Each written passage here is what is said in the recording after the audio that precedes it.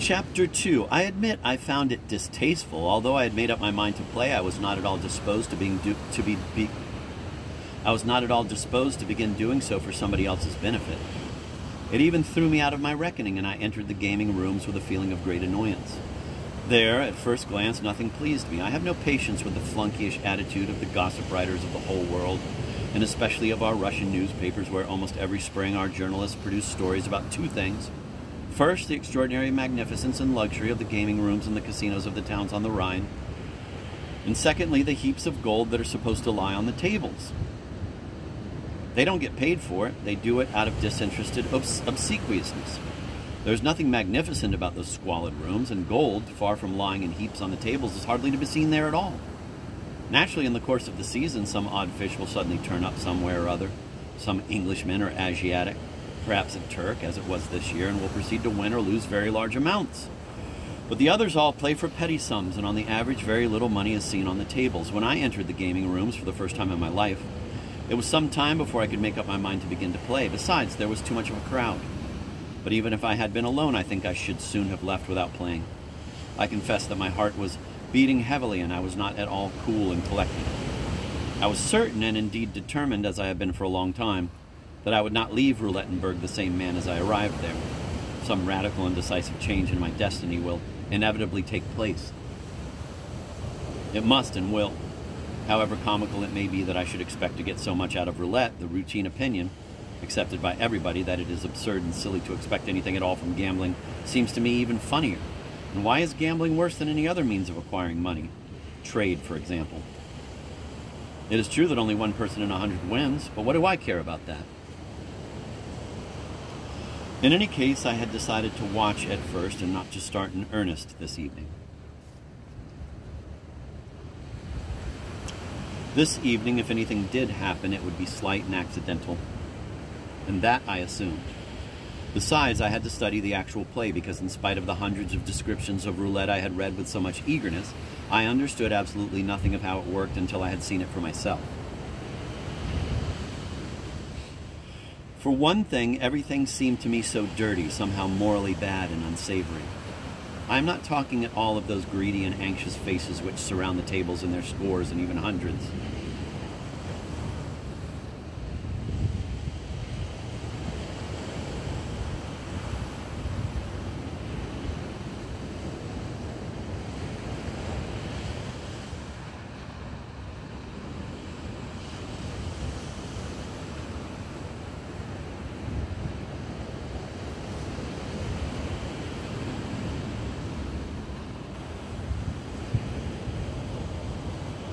In any case, I had decided to watch at first and not to start in earnest this evening. This evening, if anything did happen, it would be slight and accidental, and that I assumed.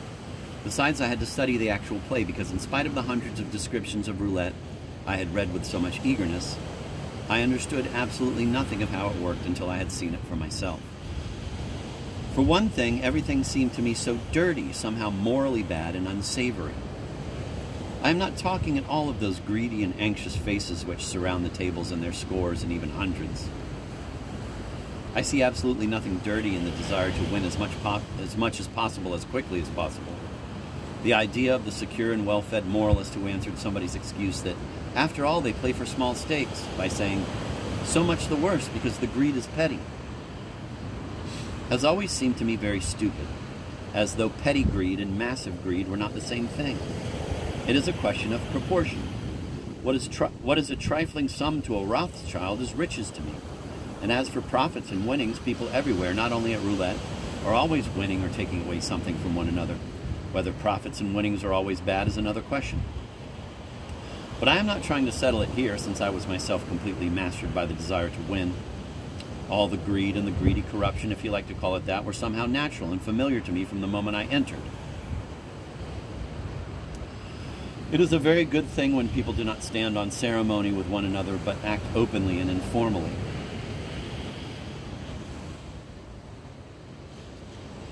And what is the use of deceiving oneself? It is an empty-headed and imprudent occupation.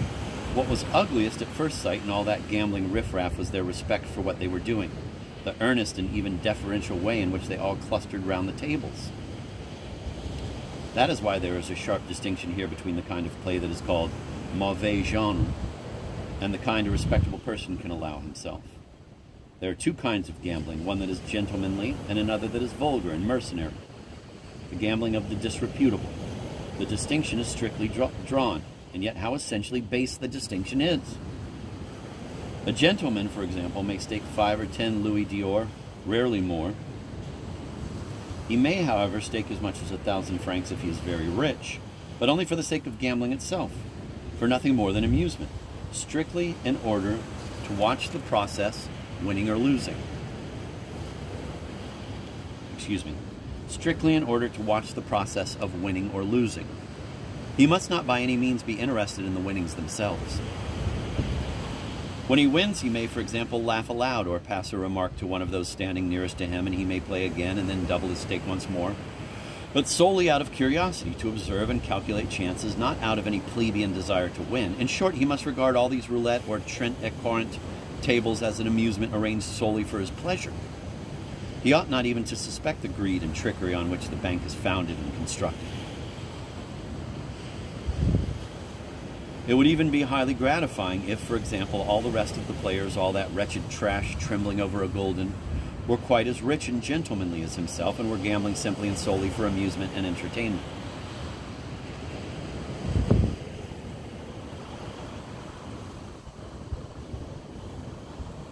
Such complete ignorance of reality and such an innocent view of humanity would, of course, be extremely aristocratic. I saw many fond mothers bringing forward innocent and refined young misses of 15 or 16, their daughters giving them a few gold coins and teaching them how to play. The young ladies, won or lost, never failed to smile and went away very well satisfied. Our general approached the table with a sedate and consequential air. A flunky rushed forward to give him a chair, but he took no notice of him. Very slowly he drew out his purse. Very deliberately he took from the purse 300 francs in gold, staked them on black, and won. He did not pick up his winnings, but left them on the table. Black came up again. He did not take his winnings that time either, and when red came up on the third spin, he lost 1,200 francs at one blow.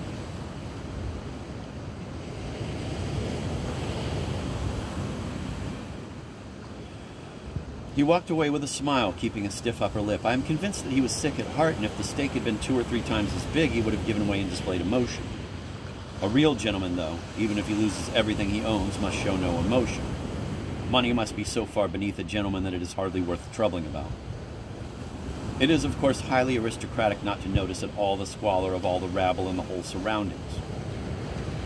Sometimes, however, the opposite procedure of noticing the rabble, by which I mean gazing at them and even inspecting them closely, perhaps through a lorgnette, for example, is not less aristocratic.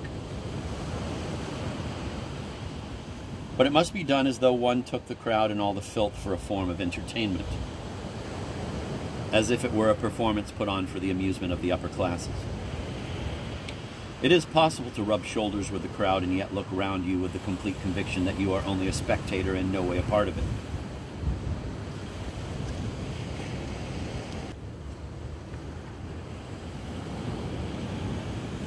It is possible to rub shoulders with the crowd and yet look around you with the complete conviction that you are only a spectator and in no way a part of it.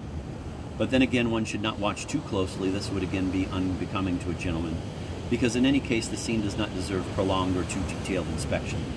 There are indeed few spectacles worth a gentleman's close attention. I personally thought the present one well worth watching very intently all the same, especially since I had not come merely to watch and sincerely and honestly reckoned myself a part of the riffraff. As for my innermost moral convictions, there is of course no place for them in my present reasoning.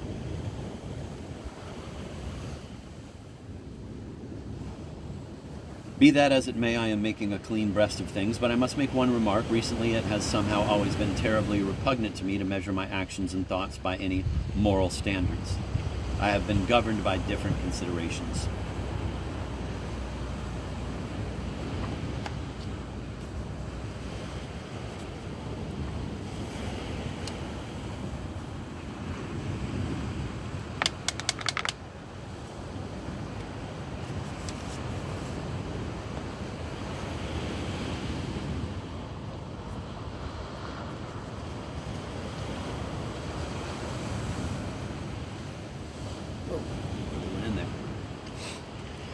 The rabble really do play a very dirty game. I am even willing to believe that a great deal of ordinary thieving goes on at the tables. The croupiers, who sat at the ends of the table, look after the stakes and do the paying out, have an enormous amount of work.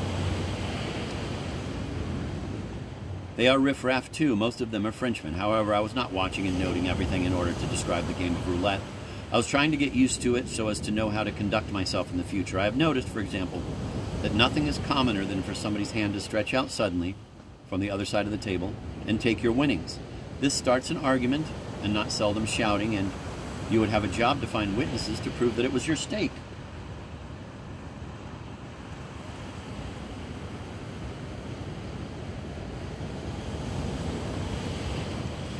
To begin with, the whole business was Greek to me. I could only guess, and somehow I made out that money was staked on numbers, pair and impair, and colors. I made up my mind to try my luck with 100 gulden of Polina Alexandrovna's money that evening. The idea of beginning to play for somebody else somehow threw me out. The sensation was extremely unpleasant, and I wanted to be free of it as quickly as possible. It seemed to me that by beginning to play for Polina, I was spoiling my own luck. Is it really impossible to touch gambling without immediately becoming infected with superstition?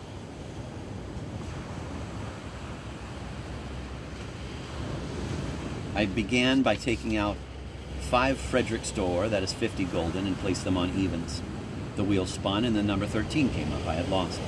With a sick feeling and slowly to be done with it and get away, I put 5 more Frederiksdor on red. Red came up. I staked all 10 Frederiksdor. Red came up again. Again, I staked the whole lot, and red came up once more. Receiving 40 Frederiksdor, I staked 20 on the 12 middle numbers, not knowing what the result would be. I was paid 3 times the amount.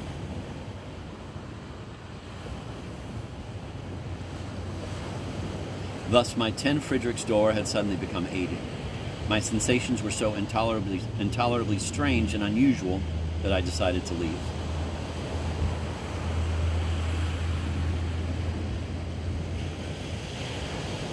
It appeared to me that I should not have played at all like that if I had been playing for myself. However, I put 1 more stake on pair, the whole 80 Frederiksdor. This time 4 came up. I was counted out another 80, picked up the whole pile of 160 Frederiksdor, and went to look for Polina Alexandrovna. They were still somewhere in the park, and I did not manage to see her until supper. This time the Frenchman was not there, and the general let himself go. Among other things, he thought it necessary to remark once more that he would not care to see me at the roulette table.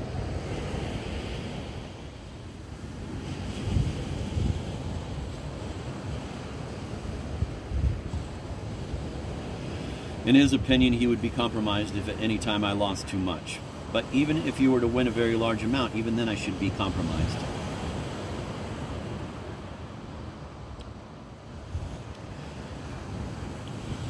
He added significantly, "Of course I have no right to dictate your conduct, but you will agree." Then, as usual, he left his sentence unfinished. I answered coldly that I had very little money and that consequently I could not lose too conspicuously even if I began to play. Going upstairs, I managed to hand Polina her winnings and told her that another time I would not play for her. "Why not?" she asked disturbed. "Because I want to play for myself," I answered, looking at her with surprise, "and this prevents me." "So you definitely continue to be convinced that roulette is your only hope and salvation?" she asked derisively. I told her again very seriously, "Yes. As for my certainty of winning, it might be comical," I agreed, "but please leave me alone." Polina Alexandrovna tried to insist that I must share today's winnings equally with her, attempted to give me back 80 Frederiksdor, and proposed that we should go on playing on that basis. I absolutely and finally refused the half share and declared that I could not play for anybody else. Not because I didn't want to, but because I should certainly lose. "All the same, however silly it may be, I have almost no other hope than roulette either," she said thoughtfully. "So you really must go on playing in partnership with me, and, of course, you will." With that, she left me, not staying to listen to any further objections.